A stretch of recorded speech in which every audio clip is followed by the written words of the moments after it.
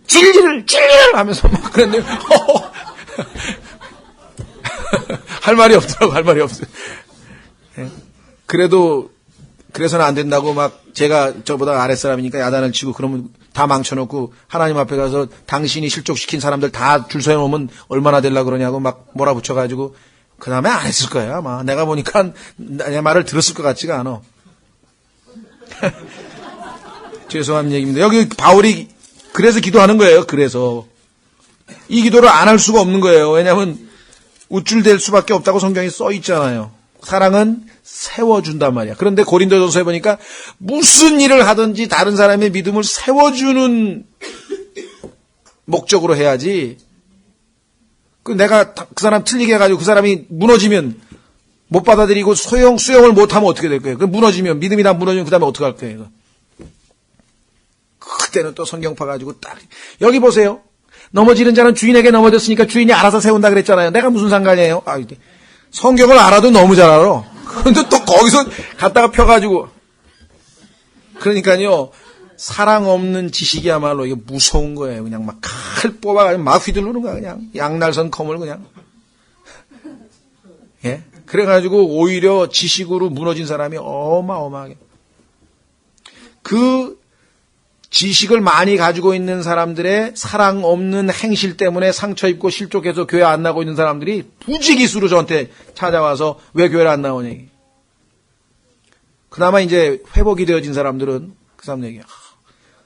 자기도 과거에 자기도 그런 짓을 했기 때문에 이래서는 안 되겠다고 생각해서 자기가 지금 다시 그 문제에 대해서 언급하는 걸 자주 들었습니다. 그래서 여러분들도 많이 배우면 배울수록 우쭐대어질 수밖에 없는 게 아담의 성품이라는 걸 항상 인식해. 아니야, 나는 아니야. 나같이 겸손한 사람이 어떻게 해. 그게 벌써 이미 넘어진 거야. 나같이 겸손한 사람이 하면 이미 넘어진 거야. 무슨 겸손해요, 겸손하기는. 겸손한 사람은 이 말씀대로, 그래. 내가 바울이 이 기도를 해서 나도 기도해야 되겠구나. 하나님, 저에게 많은 지식을 주시고 올바른 판단을 주시되 제가 그 안에 사랑이 넘치게, about more, 더 사랑이 넘치도록 그래서 믿음을 세우게 도와주십시오. 10절, 너희가 뛰어난 것들을 입증하며. 자, 뛰어난 거 어디 있냐면요. 4장 8절에 가면 있어요.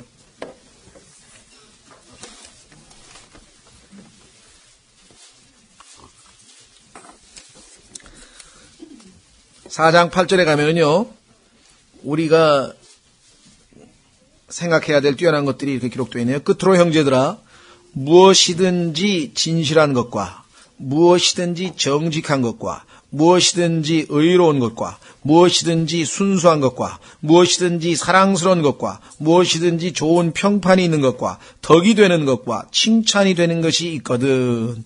이런 것들을 곰곰이 생각하라. 예? 반대는 안 되죠. 거짓된 것, 정직하지 못한 것, 불의한 것, 더러운 것, 사랑 없는 것, 덕이 되지 않는 것, 이런 것들 생각하면 안 된다는 것이죠. 자, 그래서 다시 돌아와서 이제 뛰어난 것들을 입증하며, 너희가 뛰어난 것들을 입증하며 그리스도의 날까지 신실하고 실족거리가 없는 사람이 되며 그랬네요. 자, 신실하고 그 다음에 실족거리가 없는 사람이 되라 그랬는데요. 두 가지입니다. 그러니까 우리가 어떤 문제에 대해서 잘못돼서 틀렸어. 그런데 그 틀린 일을 아주 진지하게 하는 사람이 있어. 왜? 모르기 때문에. 그렇잖아요. 이게 안타까운 일이에요. 그 사람이 뭔가를 정말 누가 봐도 신실하고 진지하고 순수하고 열심히 하긴 하는데 잘못된 일을 그렇게 해버리면 곤란한 얘기잖아요. 반대로 올바른 일을 하기는 하는데 신실하지 않게 하는 경우도 있을 수 있겠죠. 이 당시 바울이 살고 있었던 당시에 이 히랍 문화가 여전히 그 로마, 비록 제국은 로마 제국이었지만 그 문화적으로는 헬라 문화가 더 우월하기 때문에 히랍의 문화가 그 당시에 사람들을 지배하고 있었는데, 그래서 그 헬라 사람들의 그 문화적 업적 중에 보면은 그 예술품이 상당히 많잖아요. 조각품. 아주 이렇게 보면은 이 대리석으로 조각을 탁 하는 것, 조각품이 굉장히 많죠. 그 당시에 보면은 그 조각품들을 조각가에게 이제 맡기잖아요.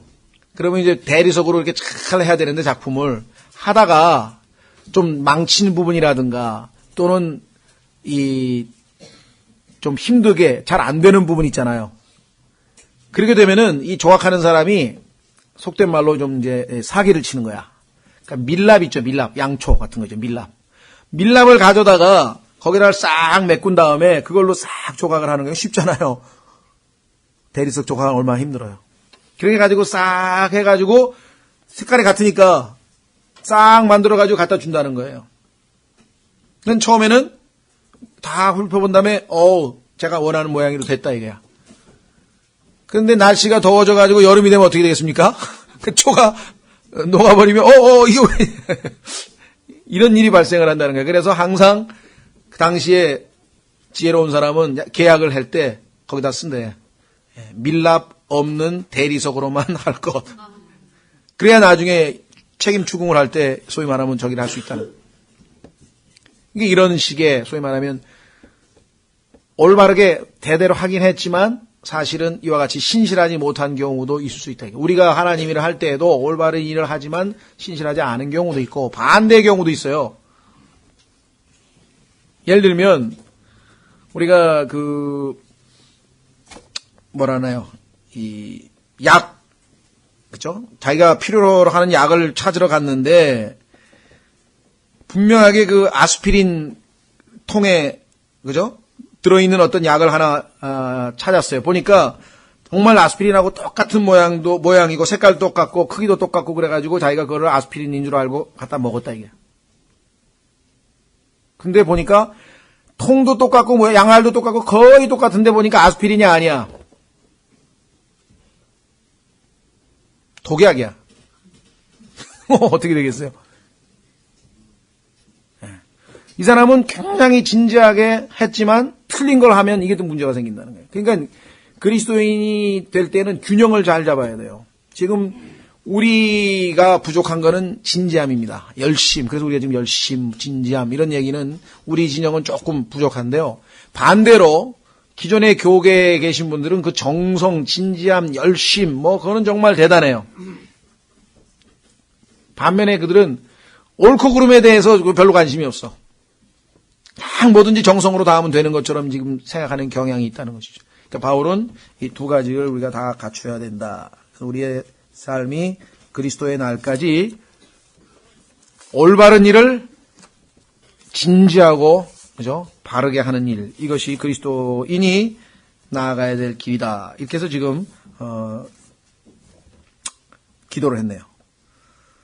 그러면서 뭐라고 얘기했습니까? 11절에 예수 그리스도로 말미암은 의의 열매들로 가득하여 하나님의 영광과 찬양이 되기를 구하노라. 최종적인 목적은 항상 하나님의 영광과 찬양이에요. 하나님께서 영광을 받으시고 찬양을 받으시는 거죠. 그렇죠? 자, 우리가요, 의의 열매들이, 의의 열매, 성령의 열매, 그렇죠? 빛의 열매, 이 열매란 말이 성경에 자주 나오는데, 이 열매가 어떻게 해서 하나님께 영광과, 여기 나와 있는 것처럼 찬양이 되는 것인가. 우리가 영광에 대해서 이 개념을, 우리가 때로는 정확하게 잡기가 쉽지는 않은데, 숨겨져 있던 것이 드러나는 게 영광입니다. 예를 들면 이 전기 있죠? 우리가 전기의 영광은 뭐냐면 이렇게 빛이 들어오는 거예요. 그러니까 벽에 지금 전기가 공급되고 있지만 저기 숨겨져 있는 상태에서는 영광이 드러난 게 아니죠. 저게 스위치를 올려서 빛으로 드러나면 이게 지금 영광이 이게 영광이에요. 그러니까 하나님께서 존재하고 계시지만 하나님의 어떤 모습이 바깥으로 확 드러나서 사람들이 보기에 하나님을 드높일 수 있는 상태. 그렇게 돼야 그게 영광인데요. 제가 기억이 확실치 않은데 한번 출애굽기에 보시면 하나님의 지금 영광을 보여달라고 하는 내용이 어디 나올 텐데 죄송합니다.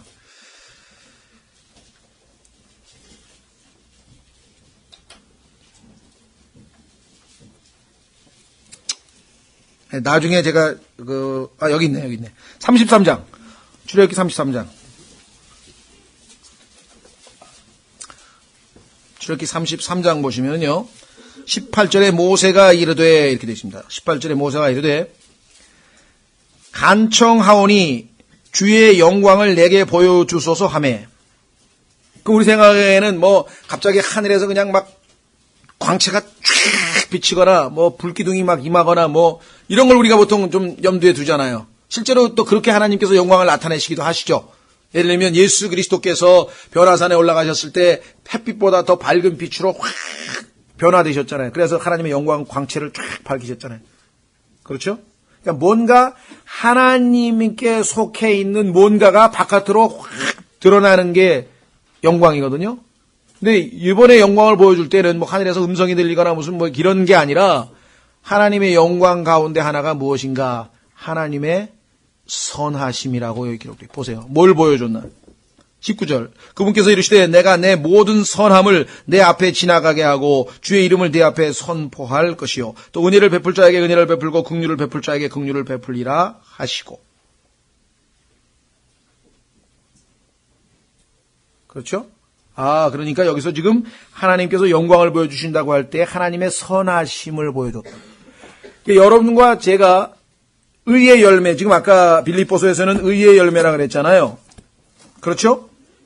그 의의 열매가 또 에베소서 보십시오. 에베소서에서는 빛의 열매라 그랬죠.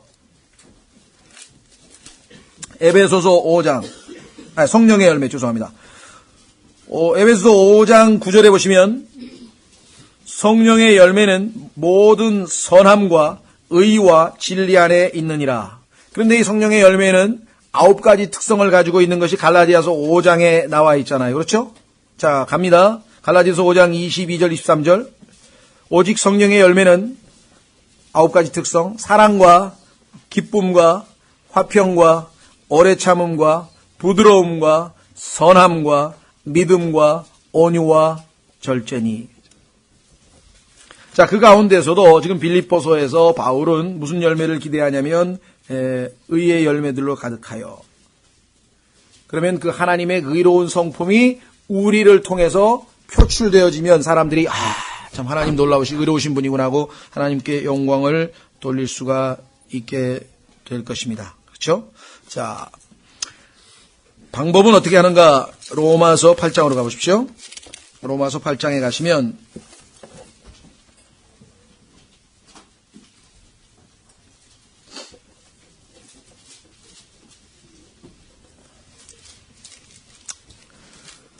자, 로마서 8장에 보시면 3절에 율법이 육신으로 말미암아 연약하여 능히 하지 못하는 것을. 자, 율법이 요구했어. 죄를 짓지 말고 율법을 다 지켜라. 거룩하게 살라. 그랬는데 육신은 너무 나약해서 그걸 못해. 그렇죠? 우리 육신이 못해. 나약해서 능히 하지 못하는 것을. 그러면 우리가 못하니까 누가 해요?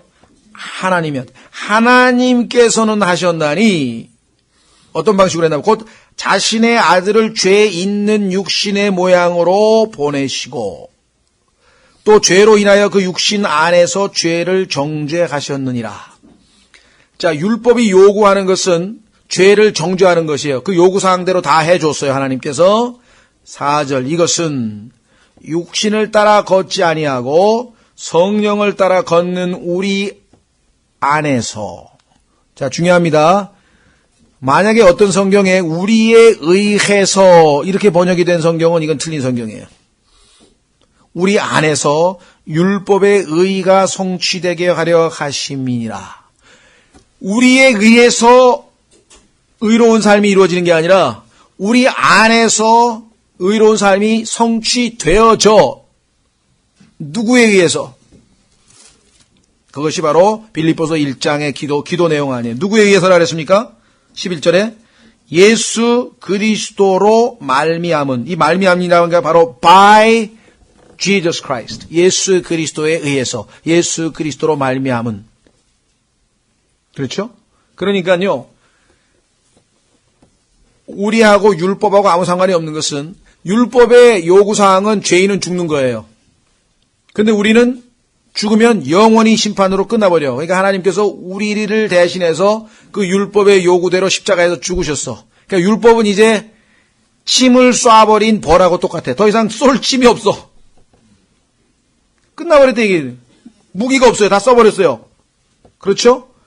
그 다음에 예수 그리스도께서 우리 안에 들어오셔서 율법하고 상관없이 훨씬 더 초월적인, 율법은 뭐라 그랬습니까? 원수를 미워하고, 그죠? 너를 사랑하는 사람을 사랑하고 미워하는 사람을 미워하는 게 그게 율법이에요. 그런데 미워하는 자를 사랑하는 그러한 초월하는 그러한 성품을 지니신 예수님이 우리 안에 들어오셔서 율법이 요구하는 의보다 훨씬 더 뛰어난 삶을 살아버리니까 당연히 우리 안에서 율법의 의가 이미 이루어져 버리는 것이죠. 자, 그게 비결이에요. 그래서 다시 바울의 기도로 갑니다. 예수 그리스도로 말미암은 의의 열매입니다. 우리가 맺는 열매가 아니라 그랬죠. 성령의 열매라 그랬죠. 예수 그리스도에 의해서 맺혀지는 의의 열매가 가득하여. 그러면은 내 삶에 이루어지는 그 의로운 모습들을 통해서 사람들이 야, 하나님은 참으로 의로우신 분이구나. 하나님 믿는 사람 정말 다르구나. 저 사람 안에 하나님이 계신 게 분명하다. 그래서 하나님의 영광과 찬양이 되기를 구하노라. 자, 12절서부터는요. 바울이 이제 기도를 끝내고 자기의 처지에 대해서 알려줍니다. 내가 지금 이러이러한 처지에 놓여 있으나 너무 걱정하지 말거라. 왜 지금 걱정하고 있습니까? 감옥에 가 있으니까. 감옥에 가 있으니까 빌립보 사람들이 지금 고생할까봐 지금 소위 말하면 좀 이 연보를 보내면서 뭐라도 사잡수시고 어떻게 하라고 지금 이제 헌금을 에바브로디도 편에 지금 보냈잖아요. 자, 보세요.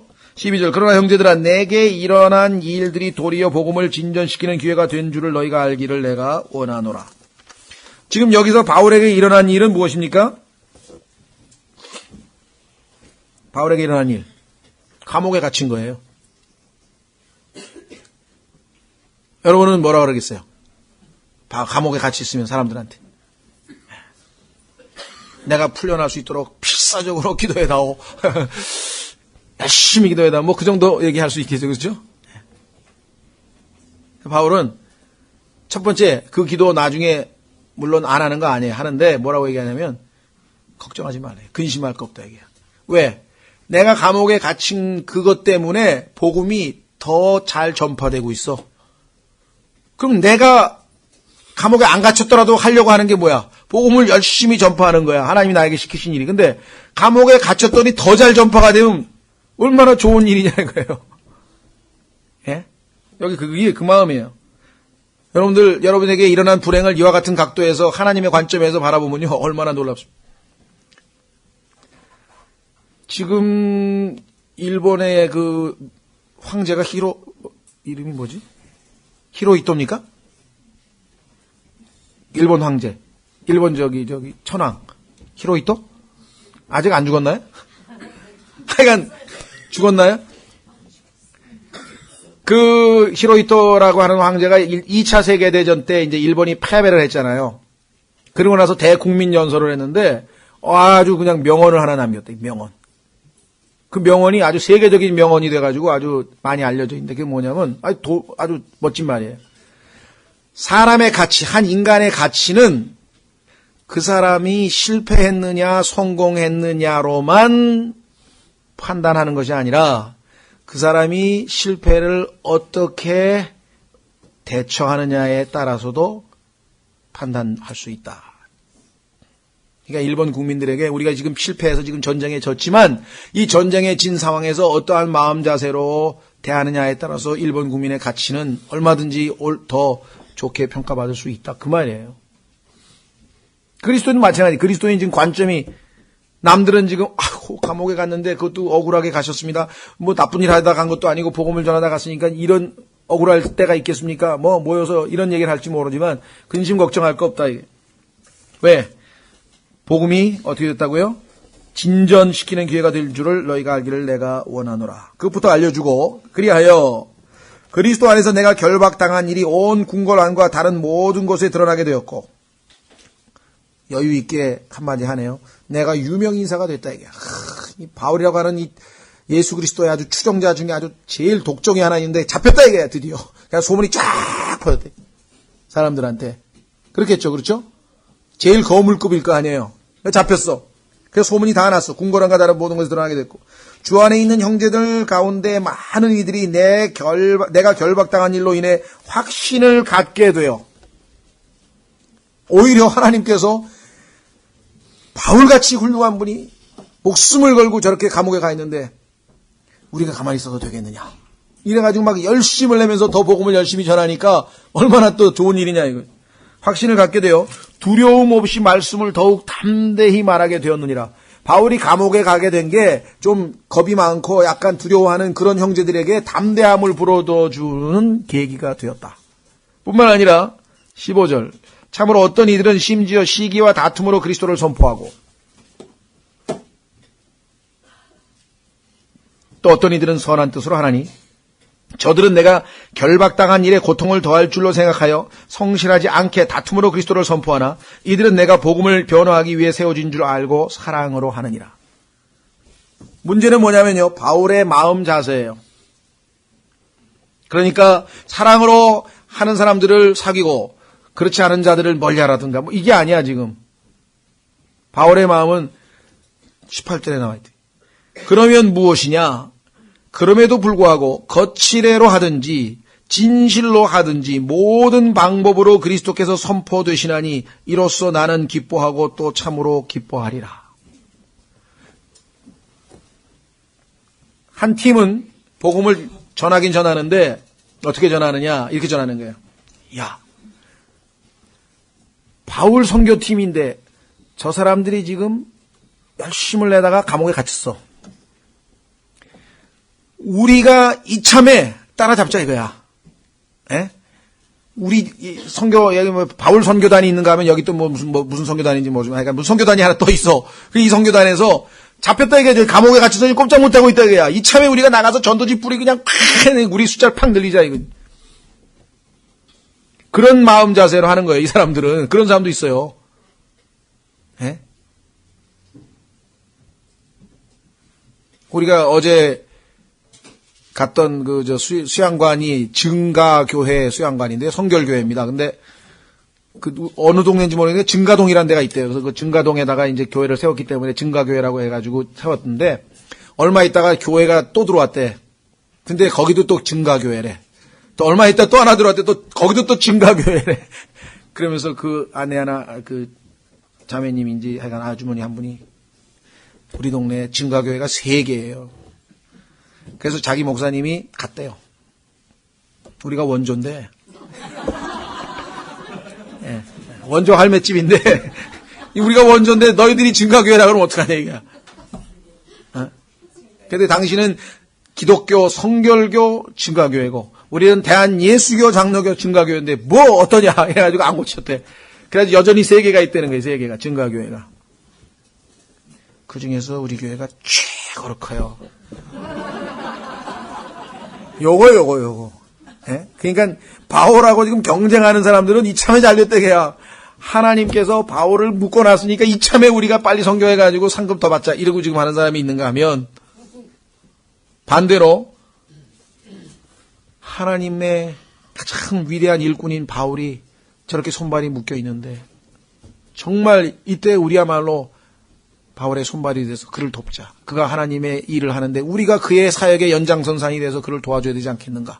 이게 해서 지금 사랑으로 여기 나와있잖아요. 지금 17절에 사랑으로 하는 사람, 선한 뜻으로 하는 사람 15절에 반대로 시기와 다툼으로 하는 사람, 또 고통을 더할 줄 알고.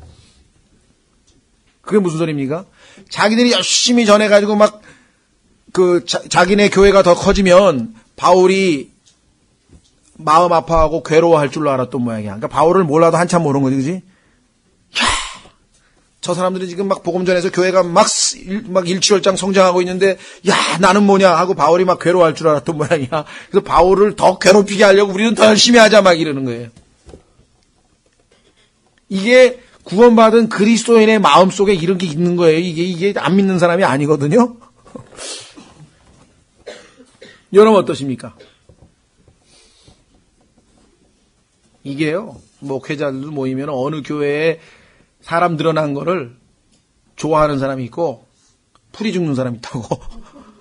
야, 뭐냐, 이가 그 교회는 늘어나는데 우리 교회는 이게 뭐냐. 인간이니까 그런 마음이 있을 수 있겠죠. 그렇죠? 저도 외국어 대학에서 이렇게 오랜 동안 복음 전화 이렇게 보면요.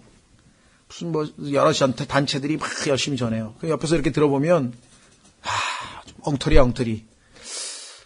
저렇게 전해가지고 되겠나 싶어가지고 그렇죠?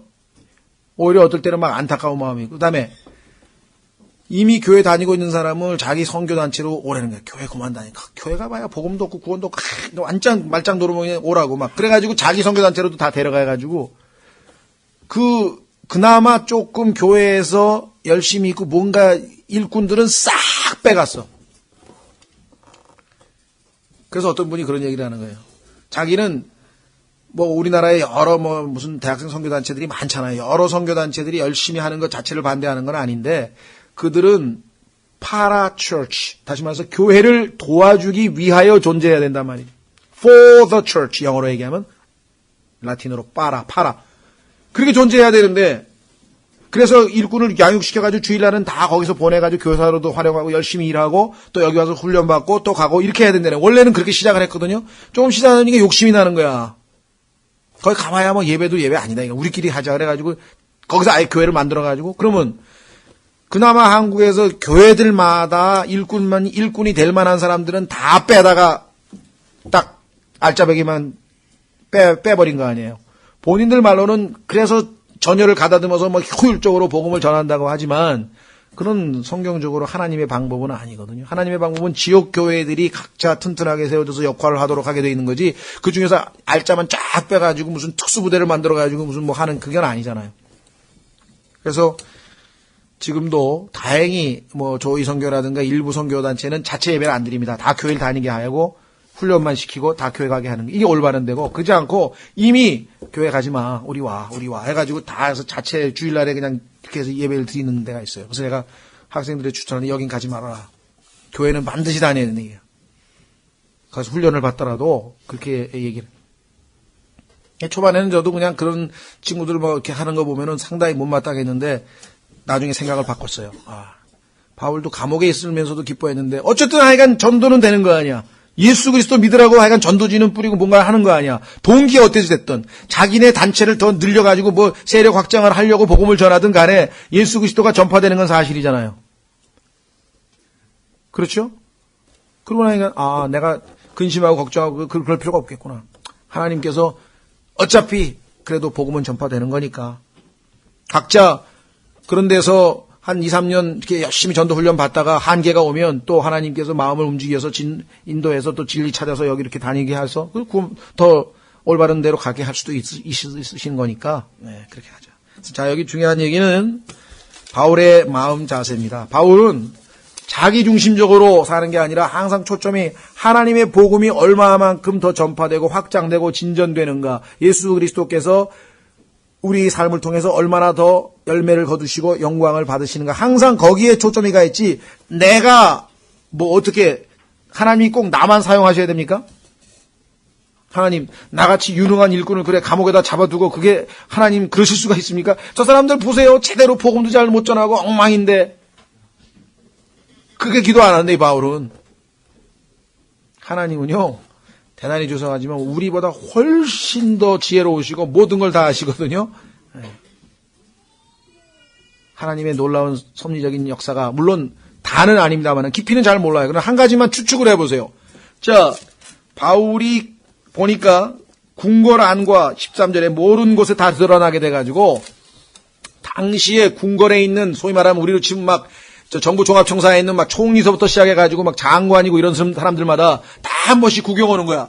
야, 기독교에 괴수가 잡혔다며? 어디야? 누구냐? 하고 다 면회와가지고 바울하고 한번 논쟁 붙어보세요.